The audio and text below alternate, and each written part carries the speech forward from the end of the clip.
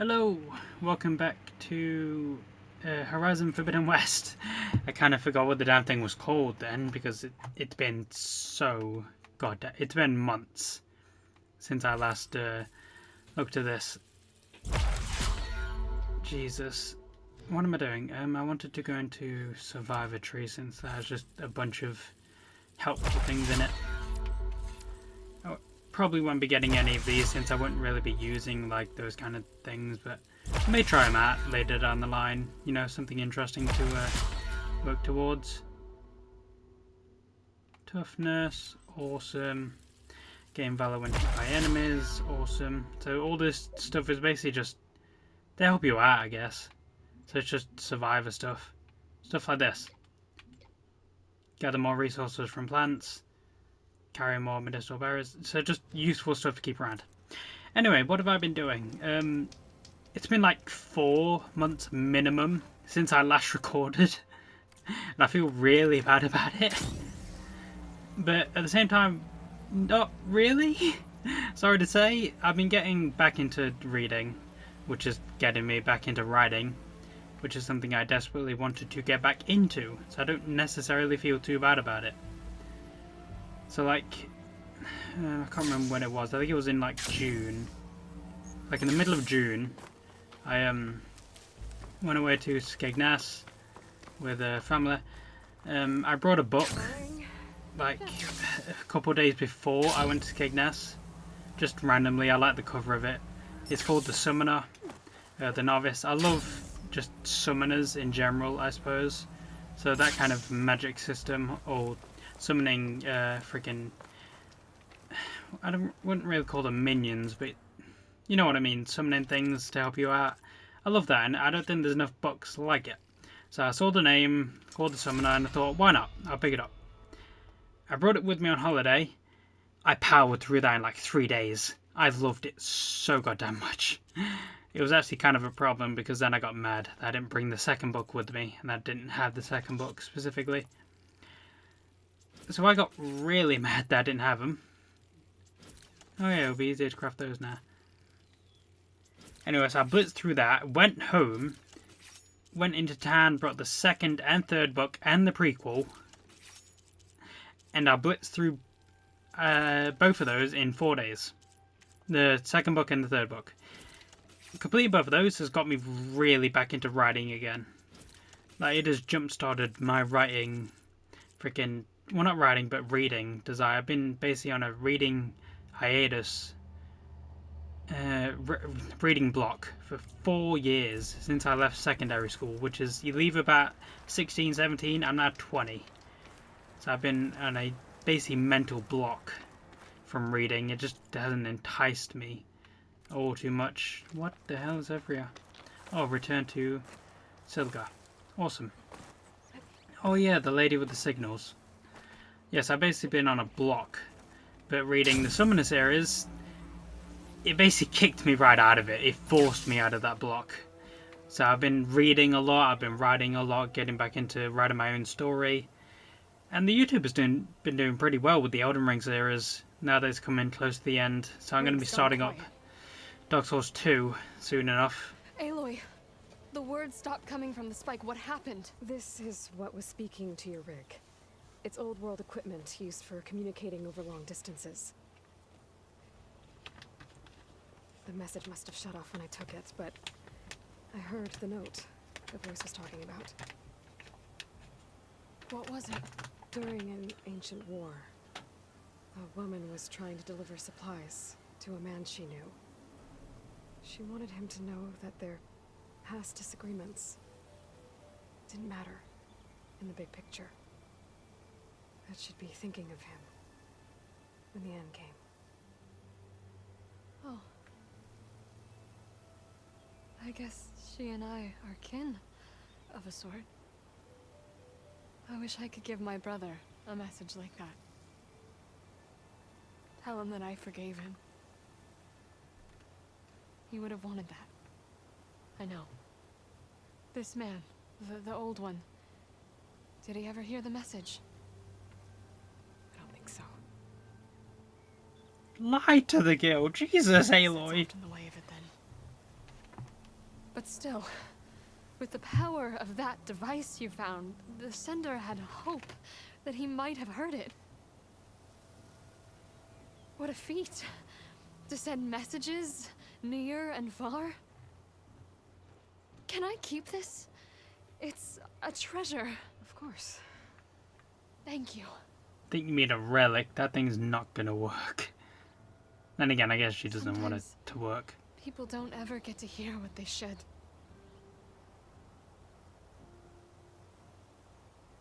But with this thing, maybe I can get them talking to one another. From Mainspring all the way to who knows where. Hey, I found a few more things in the supply cache. Might be able to make something out of them. Can I use your workbench? Sure. Yeah, right over there. Anytime, Aloy. It's all yours. I think I know just what to do with these parts. Really? Because I forgot what the hell you need. I'm sorry, Aloy, but... Ooh, what is this? Spin Thorn Spike Thrower. Military equipment crafted from old world technology. This weapon launches drill spikes which cause damage over time and accelerate. Ooh. This thing sounds awesome. Gonna need to go upgrade that. Can I upgrade it now? Is this what I just... Is this... Okay, this is the one I just made. Awesome. Yeah. Just go full on. Just upgrade it all the way. Why not? If I got the material, may as well do it. Fully upgraded. Nice. I think I do have spiked ones that are better than this. So I have this one, which is like an impact and then upgraded impact. But this one is mostly just upgraded, just for impact, essentially. That turned out well. Yeah. Can't wait to try it. I have so many skill points. I just spent all of them. Where did all these come from? Get you. Get you. Get you. I think that's probably going to be the...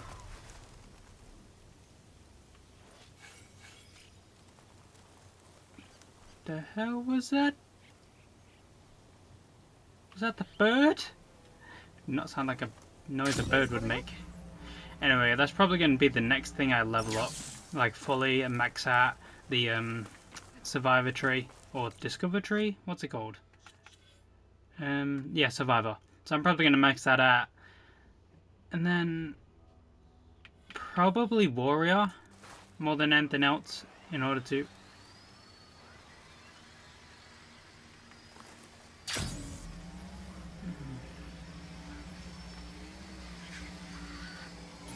Can I overwrite you idiots yet? No, I cannot. So I'm just going to leave you be for now. Anyway, the main plan, of course, was to explore over this way to try to finish off some of the question marks. So I want to try finishing them off so that we can move on with the main story. At least I presume that's what I need to do. Like I said, it's been a while. I can't remember exactly what the last thing I did was. And plus it's been like a week or longer since I put the video out for the last part. And I think last time I was mostly just talking about anime. Which on that front, I actually haven't spent that much time on recently. The old world. I think I can see part of the city. Las Vegas, maybe. Like I said, I've been mostly focused on reading and writing, so I haven't really been getting into a lot of anime recently. But JoJo's Part 6, well, JoJo's, yeah, Part 6 Season 2 came out, so I did watch all of that, naturally, since I love JoJo's. Who doesn't love JoJo's? So it should line up with those cliffs back there, I think. Or is it though? No, it's definitely not those cliffs, is it? I need to get higher. Wait, do I? Oh no, it's probably here. You don't see nothing. happy to see me? Oh. I couldn't override him because he was stuck in the ground. That won't stop me now, though.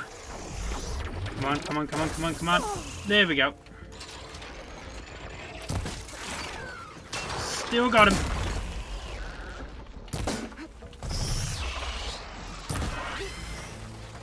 So I haven't lost too much skill as far as battle is concerned, but then again, I suppose I'll have to see when I come up with an actual challenge.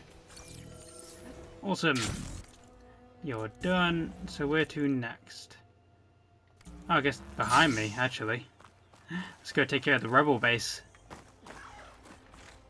Want to be methodical without clearing out. Anyway, the enemy series. Not the enemy series, sorry. The summoner series. It was amazing. I loved it. I do think the second book was my least favourite, since I believe it was mostly just setup, essentially. It gave out a prophecy, it showed, well, it gave off what Finn's heritage, Fletcher's, who the hell's Finn? I don't know, I haven't read anything with someone called Finn in it. Anyway, it gave off Fletcher's heritage, essentially. Told you who his parents were, who he is. Basically put an end to the mystery of who he is. And then, of course, there's a bunch of stuff with the orcs and the prophecy with the orcs. And then we saw a hint at what exactly could be going on. But it's also one of my least favourite because, well, so in the book, it's the spoilers, but this is definitely spoilers, by the way. The main like half of the book is them going into orc territory in order to destroy goblin eggs, to weaken their forces. Which, granted, you know, real good plan, real good plan. It's very. Oh, hello. This is a big sign I've been trying to get to. Yeah, so it was a good plan. Don't get me wrong. It's a decent idea. However, there's not enough acknowledgement of said plan in the third book. Because in the third book, it's the big war, the orcs come in force. A Tanakh soldier warned me about them. Whatever they're doing, it can't be good. Yeah, so... Maybe they went over there? I don't see anything suspicious. Osram? What are they doing here? Rebel champion. It'll bring us. Yeah, so they destroyed loads of goblin eggs. They destroyed like thousands of them. Hundreds at the very least. And yet, in the third book, Fletcher still has to fight thousands of them. Like, it feels like Any signs of Carl's lackeys? bad things happened. Okay, so a dude died. They got forced into the ether, which another setup. They learned how to traverse the ether, which did set up them, you know, going around the ether in the start of the third book, which definitely one of my favourite parts Anything to report? of that book, of the entire series actually, them traversing the ether. But still, a dude died. It set up the gremlins coming to help. I'm in. Just felt like If I want to figure out what's going on here, I need it to lacked find whoever's in charge. long-term consequences, essentially. Well, actually, not long-term consequences. Yeah, long-term consequences, because it set up long-term plots. It didn't have long-term consequences for their actions.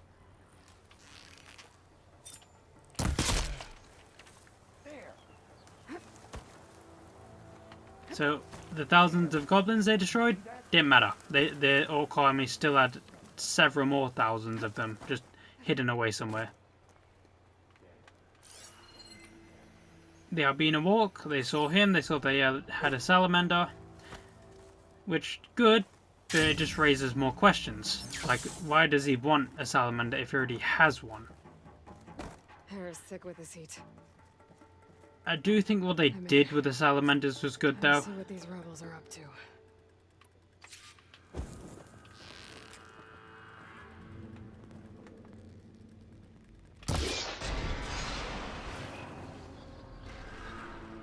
Oh, those are acid.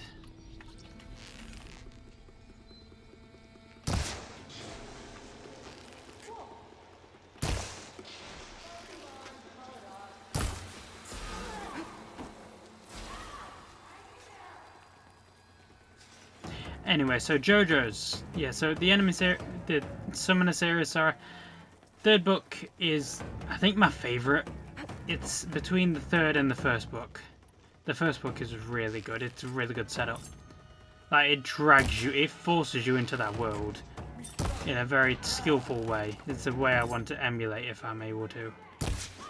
Because it gets you entranced, essentially. Because there is a lot of text, a lot of description.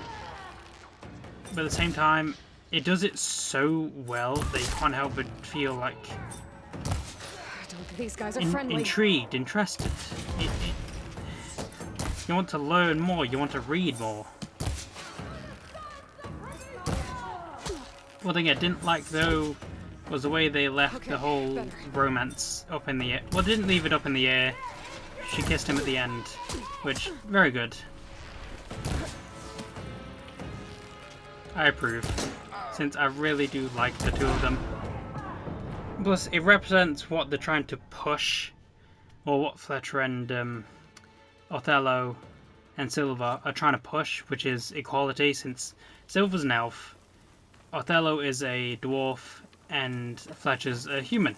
And the old king just resents everything that's not human, essentially. The old king despises them. I saw something shifting.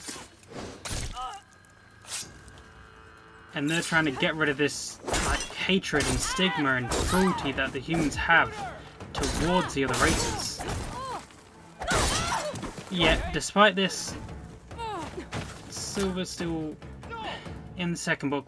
No, it's in the third book actually.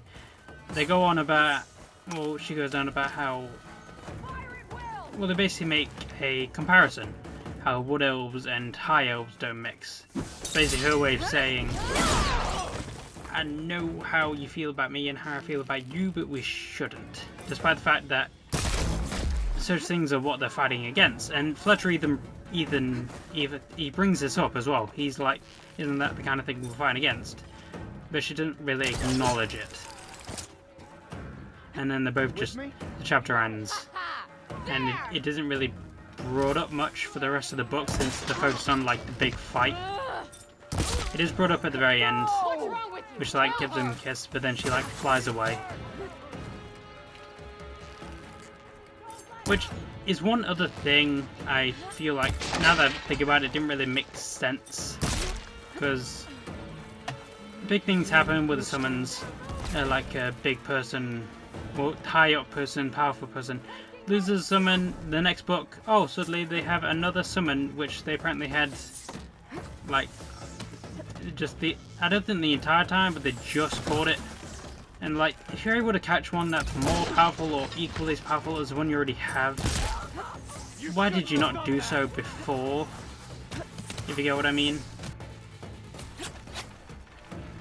It's just, I don't know. It's not a big deal. It's just something I just now realised.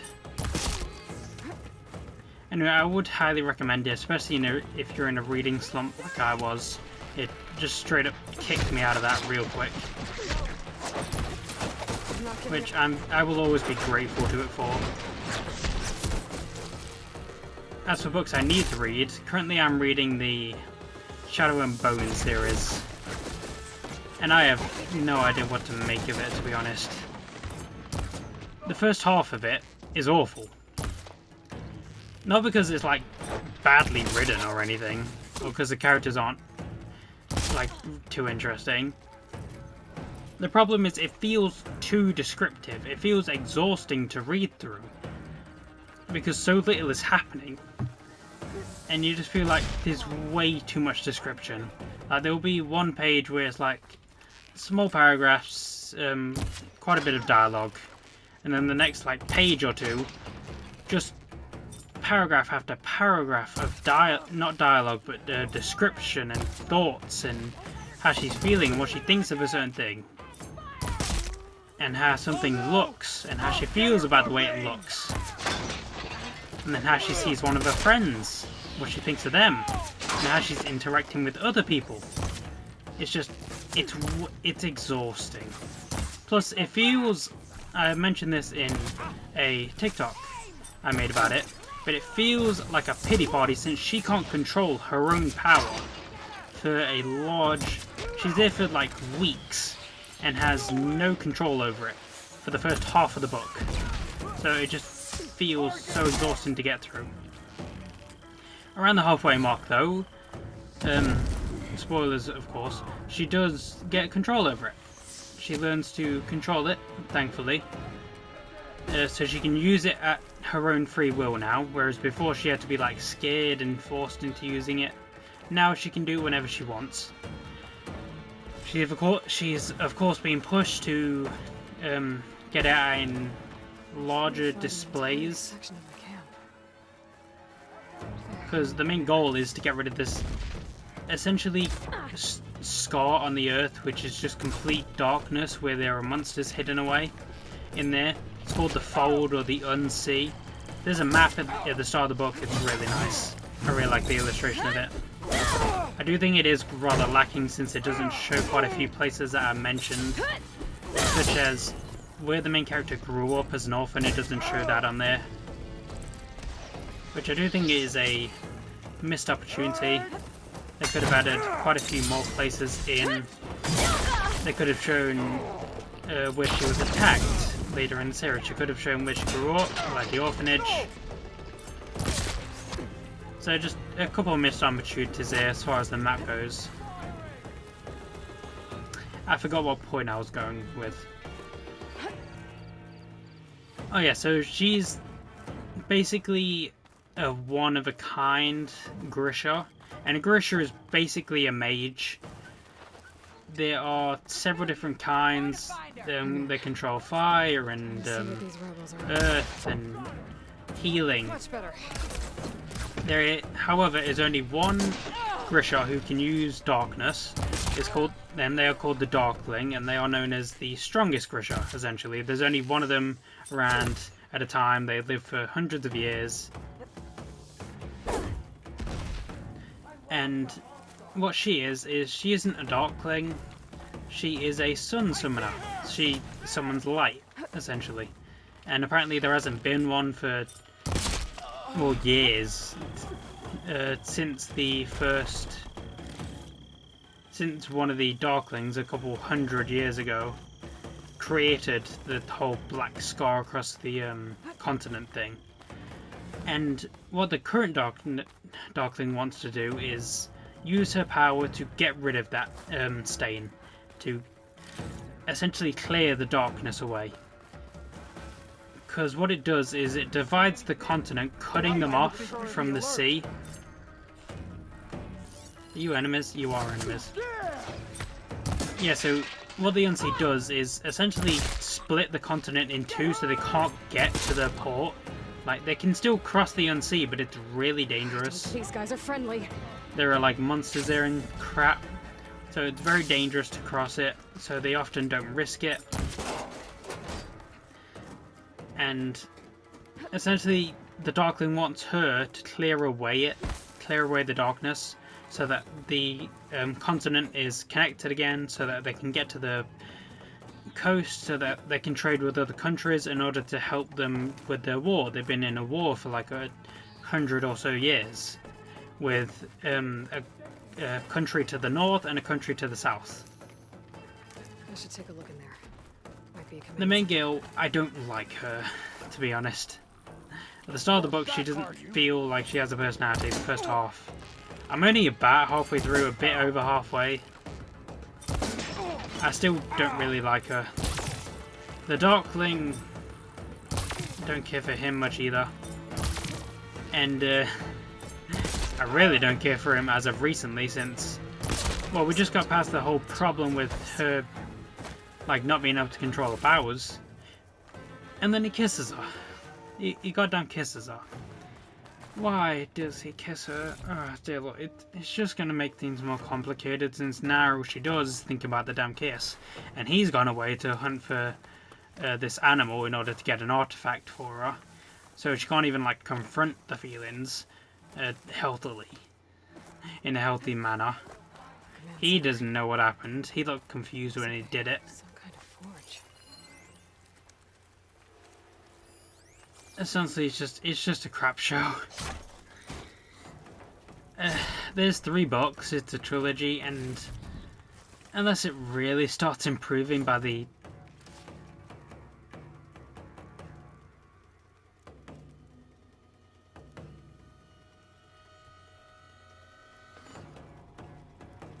well, alrighty then. Yeah, so like I was saying, unless it picks up... Oh, precision arrows. Well, not precision, but piercing. So unless it really picks up, I'm just gonna drop it. I don't think I'll get to the... It should bring the bridge down. I don't think I'll be able to get to the other books. Like, there's 2 others, and I don't think I want to get to them if it does improve.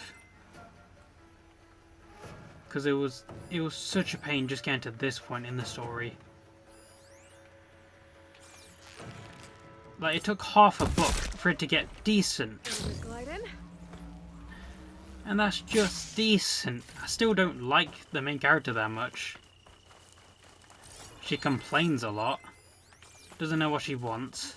Has no real specific goal. Like the whole clearing the Unsea. That's the Darkling's goal. She doesn't even feel particularly like she wants to do it. She's just doing as told. Granted, she's a freaking soldier. To ship out these weapons and armor. She is a soldier, so I get doing as told, following your orders. If I get rid of them. But at the same time, you've just found out that you're this powerful Grisha, you're this powerful mage.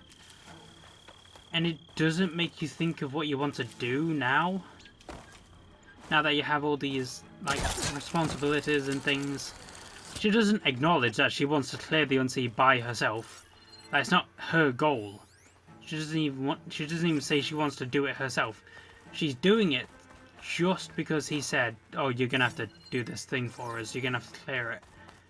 She doesn't even acknowledge that she wants to clear it, which, of course, she should want to clear it. It's been a blight on the country for hundreds of years. Plus, she almost died there at the start of the book. Are you here to wipe out these traitors? I'm here to help. Are you injured? I'll be alright. What do you need to do? Let me know if you need. It's just... doesn't feel like she has a goal in mind. I can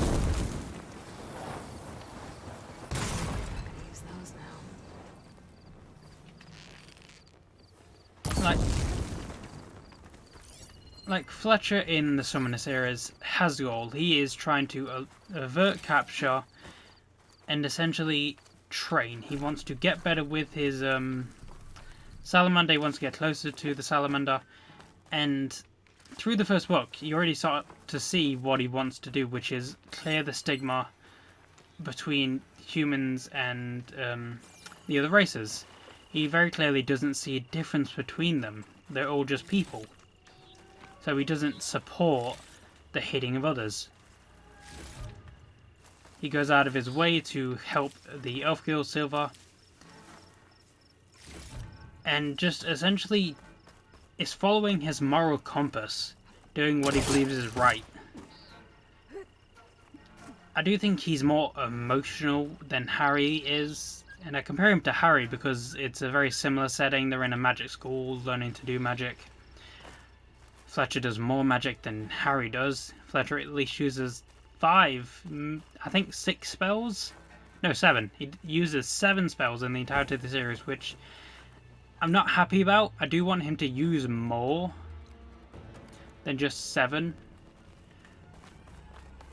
But it's better than Harry's 2, which are Expelliarmus and Expecto Patronum. It's just, I think he also uses the stunning spell when they try to invade Gringotts. Is this easy? Although that may have been Hermione. I'm not quite there in the book yet. All I know is, oh no, he does use the I forgot what it's called. It's the spell he uses in order to attract his wand, not his wand, but his broom to him when they're in the dragon fight in the tournament. So technically 4-ish spells, I believe. Considering the series is 7 books long, it's kind of a poor showing.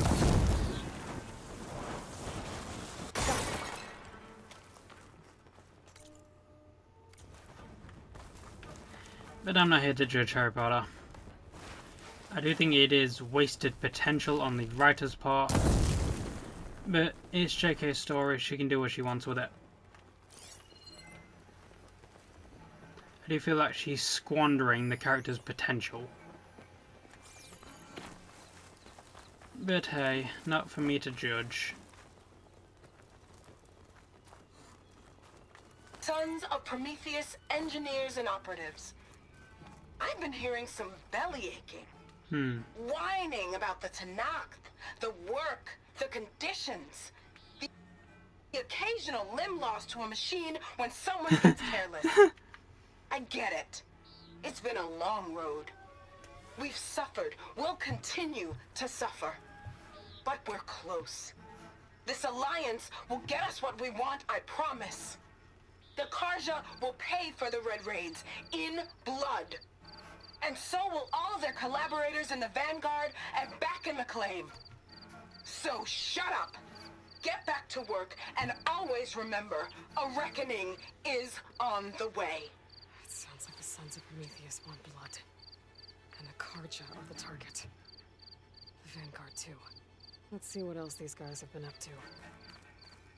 So if I do end up dropping the Shadow and Bone series, I do have a backup, which is the Mistborn series by Brandon Sanderson. It's apparently one of the best fantasy series out there, so I'm really looking forward to reading it.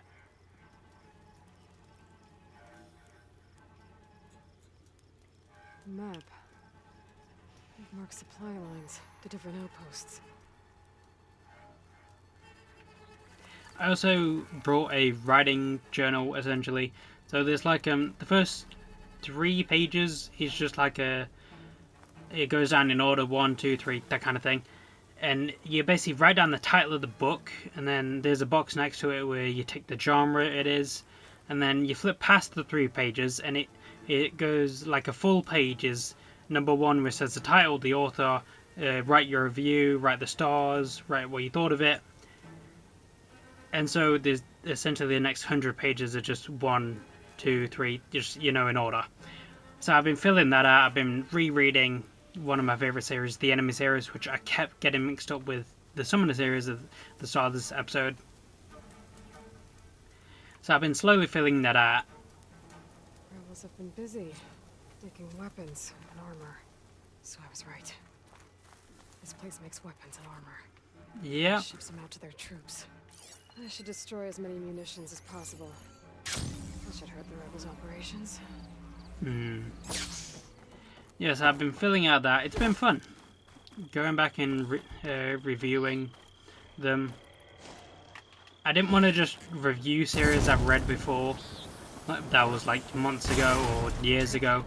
Hence why I'm rereading the Enemy series. Because it's my favourite series, I want to give it a fair review. And so far, still one of my favourite series. I love it so much. The first book in particular, I forgot how good it was. It's so good. The third book I remember as being my favourite. I'm only on the second one currently on my reread, so whether that stays true or not, I will have to wait and see. I really hope it does. I love it so much. Specifically because of the characters. The characters are what make the story. The plot is good. Don't get me wrong, I do like the plot. But the characters, they are what, keep this series just amazing for me. They are just unmatched.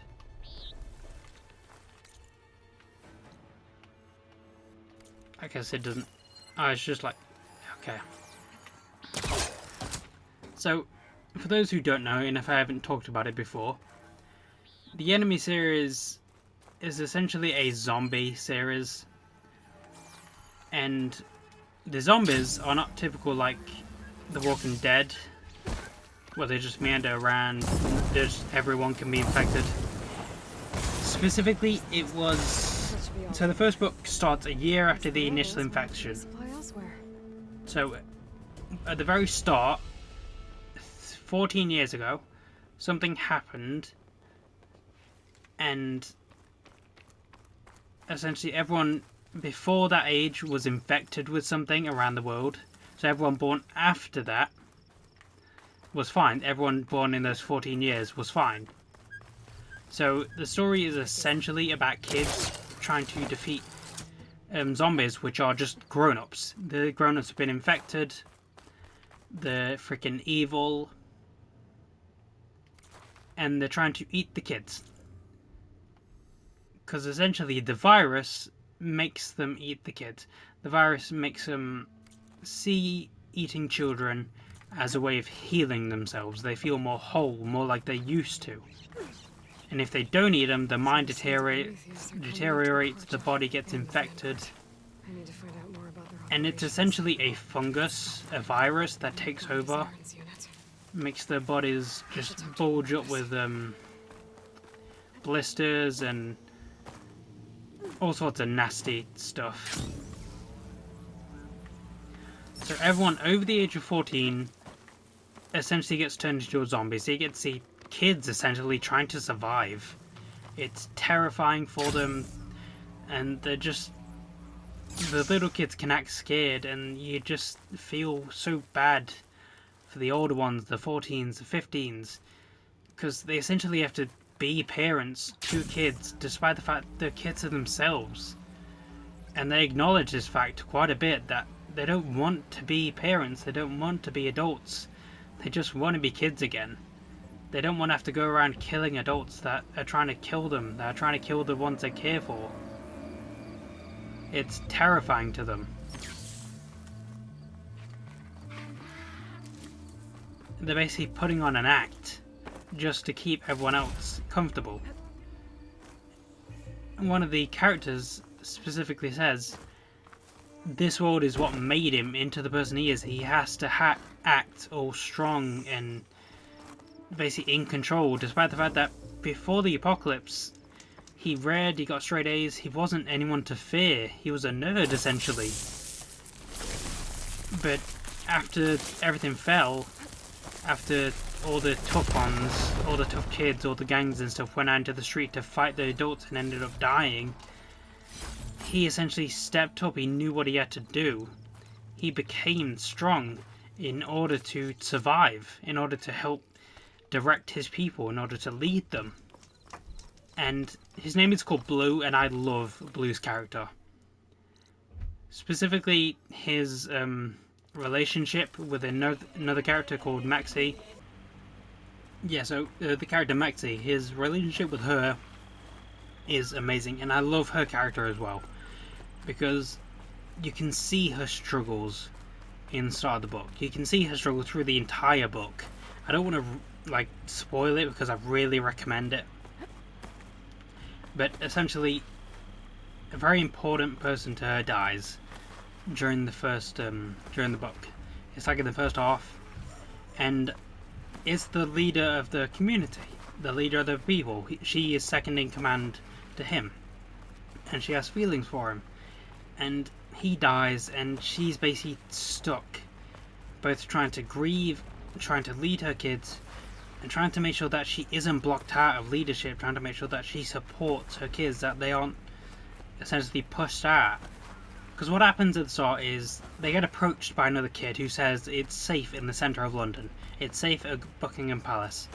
And he convinces the Hollywood group, which is what the group Maxi leads, and the Morrison's kids, which is the group Blue leads. And the kid convinces both of them to join teams and to travel with them to the centre of London, to Buckingham Palace. And so essentially there's three leaders at this point. There's Jester, which is the dude who came to get them. I didn't know they were there, he was just looking around London for the kids to come and join Buckingham Palace. There's Blue, and then there's Maxi. And Max is trying to like handle not being pushed out of the loop, whilst also trying to grieve and take care of the kids under her charge, the Holloway kids. And it's a very stressful situation. And along with this, she tries to make good decisions. Not hard decisions, but what she feels is right. Even though sometimes what's morally right, what's the right thing to do, the nice thing to do. Not nice, but I don't like the word nice, it's too simple. That was the wrong arrow type. What is the decent thing to do is not always the thing that should be done. Blue acknowledges this and he does what he needs to do, because he understands that sometimes doing the right thing isn't always the best option. Maxi, however, is stuck always trying to do what she feels is right, trying to be kind, trying to be loyal, trying to not fight, when sometimes fighting is needed, it is necessary. I do acknowledge that she wants to be a good person, she wants to be a kind person, and I do think she grows to understand that sometimes you need to be more aggressive, you need to take action, rather than sitting back and going with the relaxing option. She definitely understands this by the end of the first book. And honestly, just talking about it again, I really want to get back into... I really want to start with the second book, because I haven't started it yet. The second book starts at the... well, essentially the start of the disease. The start of the outbreak. When it's only been like a few weeks, I think. A few days at most. Well, at least. And we start off in a school, and the kids are just trying to like survive, trying to not to attract the attention of the adults that have turned, all the teachers and stuff, and they're just hiding away in the dormitories. And then they go on a trek to get into London, because they're in like the countryside in a private school. So they go on like a mission to get into London, essentially. It's really good. I really do like the second book as well. I think the weakest is the fourth book, and even that is, it's so... I can't believe I don't see more people talking about the anime series, because it's such a well-off series. It's 7 books in total. The third book is my favourite, The Fair, specifically because we follow the path of a specific character, which is like one of my favourite in the series. I love his character. I can't remember who the second character is, because the way the books work is quite typically it follows 2 characters, the 2 POVs. So in the first book it followed Small Sam, which was a kid who got captured at the very start but ended up surviving and escaping the adults, and it follows Maxi and her trek across London to get to Buckingham Palace. Anyway, before I start going on more of a rant, I am getting towards the end of the episode, but I did want to acknowledge that's gotta be a fighting arena, right? I mean, look at it. It's just a massive open field. That's gotta be like where we fight a freaking rock breaker or something. Or something else equally massive. Like something's gonna burst forth from the dirt or something like that in the story. Like, it's way too large and open for it not to be anything.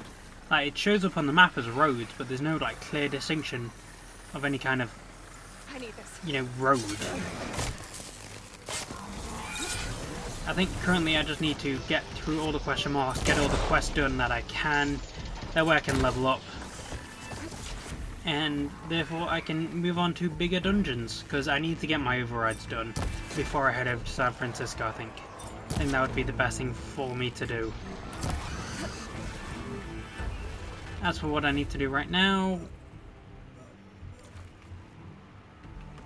yeah, I'll just head over there, and then I'll end the episode.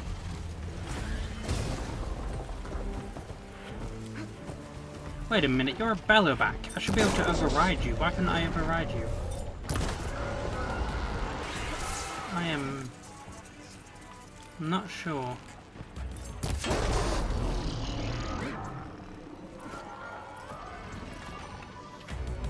You wanna come over here, big guy? Oh no, I got the wrong freaking thing. No, what the hell, where's my... There you are. There we go. I love that move. Oh god, I've missed this game. I'm probably going to be playing it for a few hours and recording a few hours worth since I'm so far behind. This is essentially... well, the first episode I need to put out. I'm probably going to edit this one and then put it out. Aloy, the outpost And then is I'm just going over to there. continue recording. Are you ready? Actually, I've already cleared that outpost, but I didn't see any prisoner. Wow. Really? Perhaps she was moved somewhere else before you got there. Okay. It's prisoner Nakala. She's the only lead I have. Well, maybe I can pick up her trail. Let's hope so, Let's go take a Aloy. look. So I'll still have to go there. Anyway, I'm going to end things there since I'm not sure exactly what my time is. I have had to stop the recording a bit. And I may need to block some things out in the background. Anyway, I'll see you all later. Like, share, subscribe, comment, all the good stuff. And goodbye. Have a good day.